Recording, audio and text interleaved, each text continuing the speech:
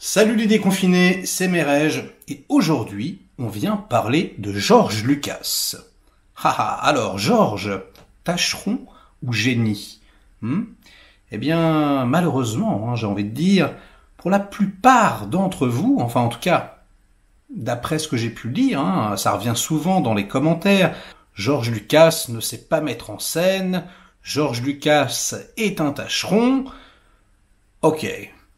Eh bien moi je ne pense pas ça du tout, et donc le but de cette petite vidéo, eh bien c'est de réhabiliter Tonton George, parce que pour moi, non seulement George Lucas n'est pas un tâcheron, mais surtout, pour moi c'est un master.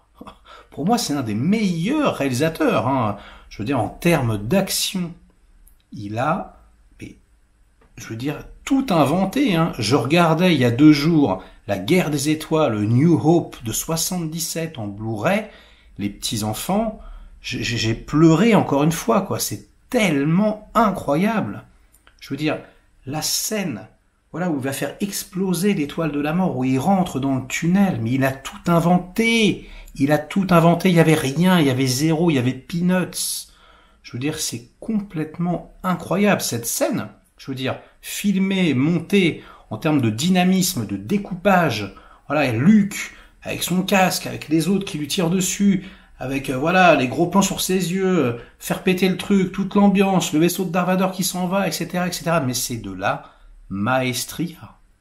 Et je parle même pas des autres combats spatiaux, c'est complètement incroyable, Alors j'entends, ouais, mais souvent, il y a des chants contre chants, on s'endort un peu...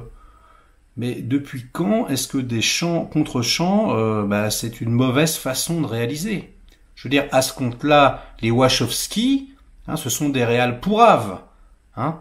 Non, je veux dire, quand vous regardez les séquences dialoguées de Matrix, très souvent, d'ailleurs c'est très très millimétrique, c'est chant contre chant, tout le temps, quand ça jacte, et puis quand ça bouge, quand il y a une nécessité, que la caméra commence à bouger, là, on part dans d'autres considérations.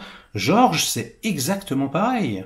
Je veux dire, il souligne, à sa façon, des personnages lorsqu'ils discutent. Donc très souvent, effectivement, oui, ce sont des plans très simples. Bon, très simples, déjà il faut les mettre en place, mais bon, oui, c'est pas, il n'y a pas de mouvement de grue pharaonique. Il va pas faire, des travelling circulaires pendant que les mecs sont en train de boire quelque chose. C'est vrai, mais bon, vous avez vu comment il manie sa caméra lorsqu'il y a de l'action, les petits cocos?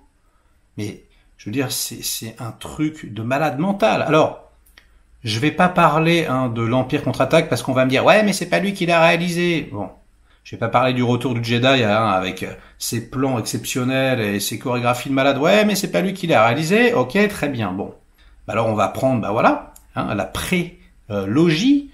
On va prendre la menace fantôme. La menace fantôme, les petits amis.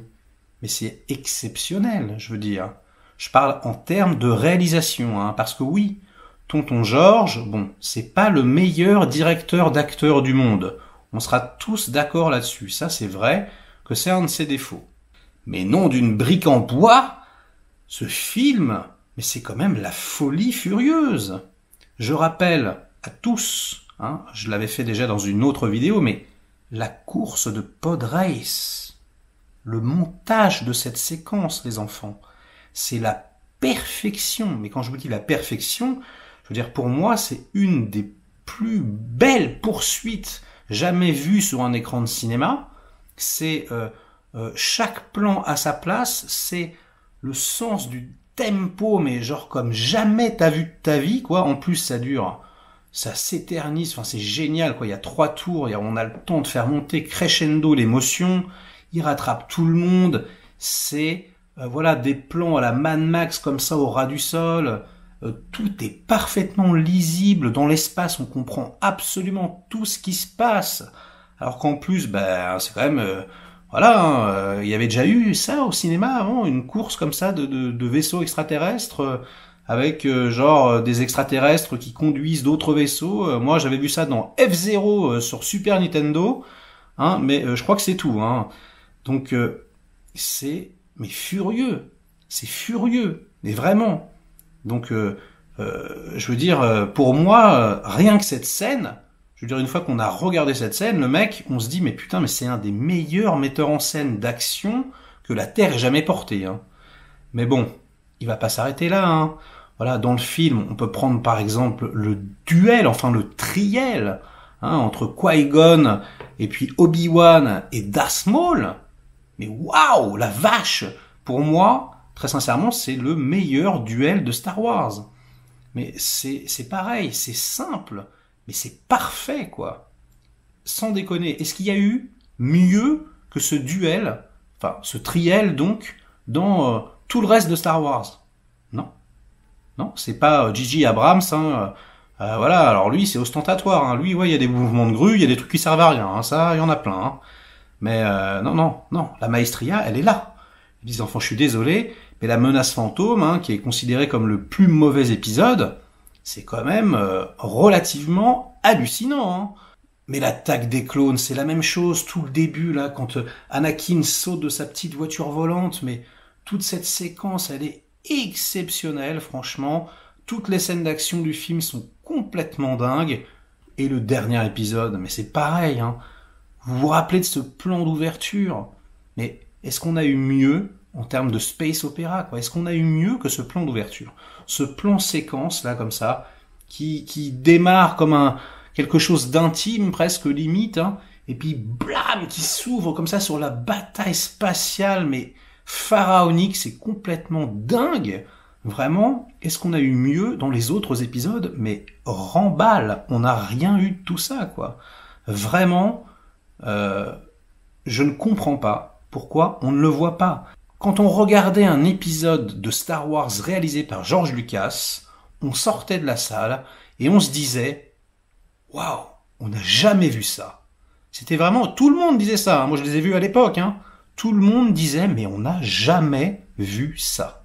Et en revanche, pour la nouvelle trilogie, coucou Disney, hein. Eh bien ouais, on va prendre celui que tout le monde préfère, le premier. J.J. Abrams, non? On sort de la salle, qu'est-ce qu'on se dit? Bah, c'était sympa, mais on a déjà tout vu. Voilà. On n'avait jamais vu ça, et on a déjà tout vu. Hein, les gens sont en train de te dire que J.J. Abrams, il éclate George Lucas. Hein. Moi, je suis désolé, mais je le pense pas vraiment. Hein.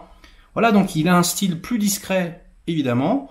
Peut-être, on va dire, moins ostentatoire, certainement, quand on parle, comme je vous le disais, des séquences de dialogue, etc., etc. Mais quand il faut s'activer, hein, quand l'action commence, mais il a réalisé des trucs inégalables, j'ai l'impression. Hein. Donc, voilà, hein. On en parle dans les commentaires. Moi, je ne comprends pas vraiment pourquoi on considère ce mec comme un tâcheron, alors qu'il a révolutionné le cinéma d'action, le cinéma de science-fiction. On s'est tout pris dans la tronche, puis aujourd'hui on fait les fines bouches, ouais, mais ceci, cela, non. Donc ouais, ok, j'admets que c'est pas le meilleur directeur d'acteurs, mais c'est un master, c'est un des mecs, voilà, qui chorégraphie le mieux les scènes d'action, c'est quelqu'un qui est visionnaire, qui a des idées à tous les étages. Donc pour moi, pour sauver Star Wars, hein, qui s'est fait un peu assassiner par Disney, hein, c'est quand même un peu ça qui s'est passé, eh bien, je pense qu'il faut rappeler George. Hein. Moi, je pense que c'est ça la clé. Hein. Ils ont essayé sans George, mais ça marche pas. Hein. C'est lui le papa, hein, c'est lui le master. C'est lui qui va vous trouver des idées, des trucs qu'on n'a jamais vus. Hein. Rappelez tonton, hein. Rappelez tonton. Et moi, je vous garantis que si tonton George, là, il réalise un épisode, avec les moyens actuels, mais on pleure des larmes de sang, les enfants. Hein. Parce que lui, il faisait mieux il y a 15 ans que ce qu'on fait maintenant. Hein. Donc imaginez George avec les moyens d'aujourd'hui faire un Star Wars, mais ça serait l'explosion nucléaire. Hein. Bref, pour sauver Star Wars, rappelons George Lucas. Voici ma théorie. Allez, ça sera tout pour aujourd'hui. J'ai déclaré mon amour pour George. Si vous me suivez sur la chaîne, vous savez que je l'adore. Mais c'est vrai que dernièrement, là, je suis tombé sur un commentaire. Ouais, c'est un tâcheron. J'ai fait non, c'est pas possible. Ce n'est pas possible. On ne peut pas traiter tonton George de tâcheron. Bref, ça sera tout. Portez-vous bien. Likez, délikez. Inondez-moi de commentaires comme d'habitude. Et moi, je vous dis à très vite. Ciao.